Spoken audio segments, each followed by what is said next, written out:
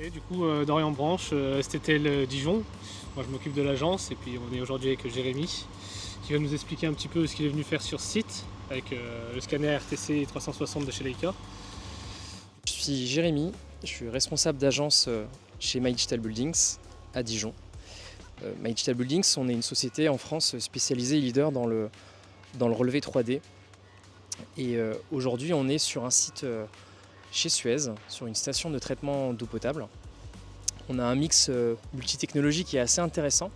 On fait du scan dynamique à l'intérieur, du relevé de parcelles par drone et façade et le reste du terrain à la RTC, Leica 360. Le mix de techno il est assez intéressant parce que ça permet de prendre les avantages de chacun en laissant les inconvénients. Et pourquoi tu as choisi ce modèle-là parmi d'autres? C'est la précision, la portée? Ouais. Alors, pourquoi la Leica RTC? Alors déjà, ce qui est important de dire, c'est que chez My Digital Buildings, on utilise tous la Leica RTC 360. Et on n'est pas arrivé ici par hasard, c'est qu'on a fait un grand benchmark avec les principaux scanners statiques présents sur le marché. Donc la Leica est vraiment arrivée chez nous de par de vrais tests, de vraies utilisations pendant plusieurs mois. On a utilisé toutes les méthodes possibles. On a commencé avec les sphères d'ailleurs, même à l'époque.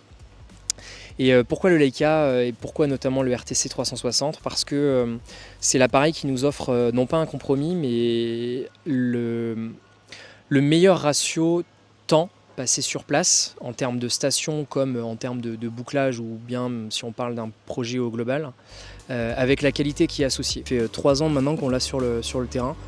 Je pense que je dois être à plus de 10 000 stations, facile, donc, à mon avis. Plus de 10 000 stations.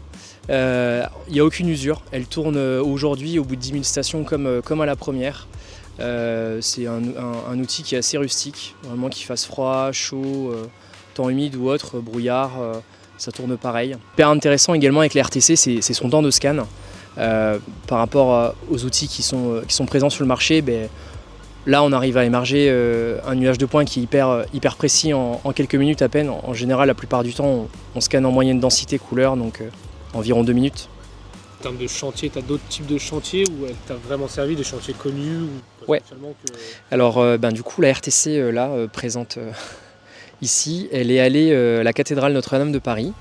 Okay. Elle a scanné la flèche. Elle est allée dans les entrailles et dans la forêt au niveau des poutres et de la charpente, la tête en bas avec un trépied inversé. Et d'une manière générale, ouais, elle s'est baladée là. Qu'est-ce qu'elle a fait d'autre aussi? Pour les JO, toujours, on a fait le bassin d'Austerlitz. Elle a fait le bassin d'Austerlitz aussi à Paris, donc pour le fameux traitement de la Seine qui passait tout passait par ce bassin d'orage. Elle y est allée. Elle fait beaucoup de sinistres incendies également. On travaille beaucoup sur des sinistres incendies. Alors elle n'a pas fait la cathédrale, mais en sinistre majeur, à l'époque, elle avait fait OVH à Strasbourg, quand les serveurs avaient brûlé, ouais, au tout début, ouais, OVH à Strasbourg. Et après, pourquoi STTL parmi d'autres?